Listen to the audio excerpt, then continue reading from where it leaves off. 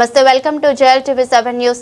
GHMC పరిధిలో గల మేడ్చల్ సర్కిల్లో సూపర్వైజర్ జవాన్ల అవినీతితో కూరుకుపోయారు. వారిపై తక్షణమే చర్యలు తీసుకోవాలని స్వచ్ఛ auto tippers drivers union joint action committee chairman ఎత్తిన గోపి డిమాండ్ చేశారు.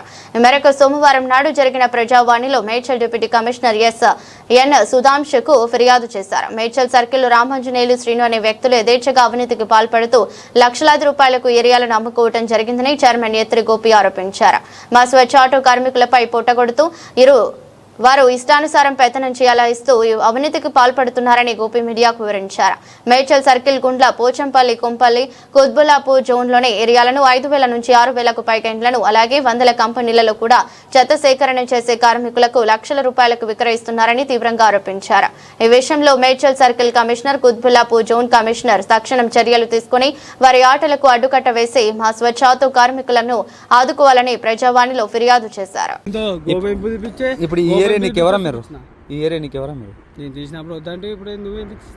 నువ్వు ఎగ్జాంపుల్ ఉండాలి కదా. రామాంజనేయుడు ఎంత అద్దుల మిండు ఏరియా మొత్తం అంటే ఎంత ఎంజాలు దేవరంజాలు అరకల కూడా పెట్రోల్ బంకు అరకల కూడా దేవరంజాలు మొత్తము ఇంకోటి కళ్ళకొయ అద్దు వరకు దాదాపు ఒక 2 ఊర్లు ఎంత 2 ఊర్లు మొత్తం కలిసి ఎంత ఏంది మొత్తం కలిసి ఎంత కమిండు అవన్నీ చెప్పరు, ఏడోళ్ళు చెప్పరుగా. 11 లక్షలు 11,50,000 అనుకో నా ఏడోళ్ళు చెప్పరుగా. ఇది బండి రామాంజీ బండి, సురేష్ ఆయన పేరు బండి. ఇదంతా ఇక ఇంత పెద్ద బండి పెట్టుకొని ఒక ట్రిప్పుకి వచ్చి వేసుకొని పోయి ఇట్లా 7 ట్రిప్పులు కొడితే ఇక మాలాంటి వాళ్ళు చిన్న చిన్న కాలనీలు ఏం బతాము, మాకేం దత్తమయ్యా. ఇంత పెద్ద బండి చూడు, ఇంత పెద్ద బండితోటి కొడుతుంటే 7 ట్రిప్పులు రోజుకు వచ్చి 7 ట్రిప్పులు కొడితే ఎంత శాతం వస్తుంది, ఎంత కలెక్షన్ వస్తుంది, దీన్ని బట్టి మీరే అర్థం చేసుకోండి సార్. దయచేసి మా ఈ ఆవేదన మీరు ఆలోచించి అర్థం చేసుకుంటారని మీకు విన్నపిస్తున్నాం.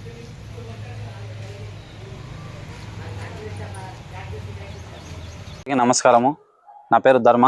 ఈ చుట్టుపక్కల మన మేడ్చల్ చుట్టుపక్కల ఉన్న కాలనీలు మొత్తము చాలా మంది రామాంజనేయులు అంటారు, ఇంకా సీనో అనే వ్యక్తులు చాలా మంది కొట్టుకుంటారు.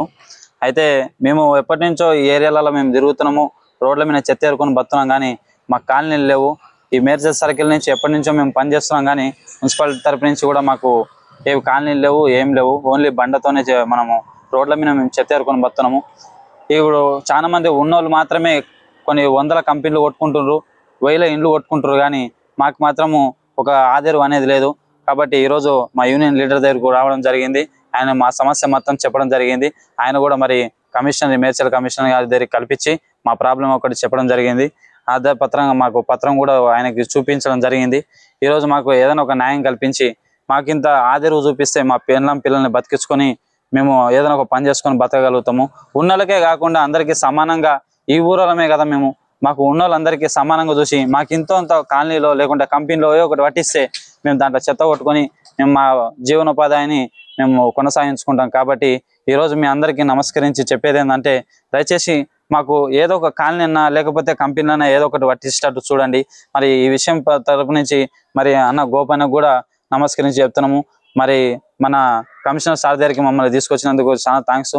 ఇదే విధంగా మాకు కొంచెం ధైర్యం వచ్చింది. ఎందుకంటే ఈ సమస్య మీద మాకు పోరాన్ని ఇంకా ఇంతమంది ఉన్నారన్న ధైర్యం కూడా వస్తుంది. మీరందరూ మాకు సపోర్ట్ చేయాలని మేము కోరుకుంటున్నాము.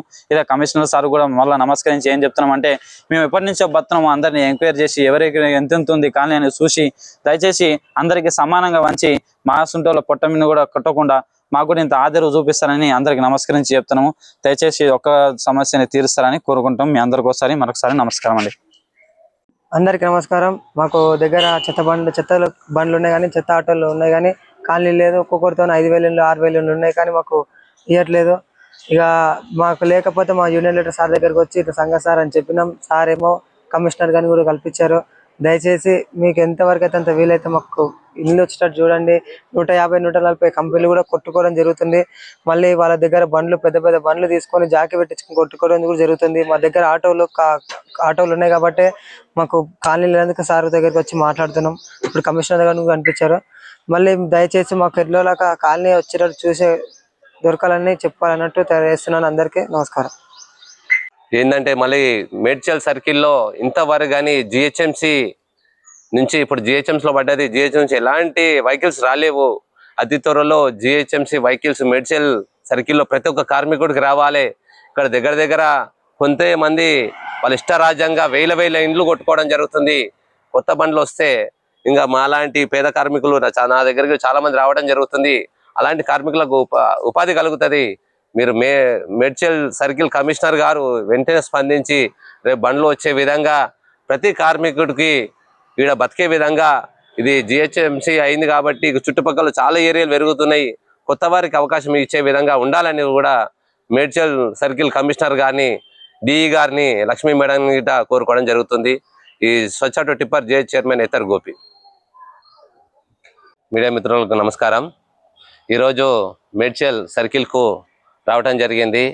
మేడ్చల్ సర్కిల్ గుడ్లపోచంపల్లి కానీ చుట్టుపక్కల కోంపల్లిలో కానీ ఇష్టరాజ్యంగా స్వచ్ఛ ఆటో కార్మికులు రామాంజనేయులు కానీ సీను కానీ ఇష్టానుసారంగా చేయడం జరుగుతుంది.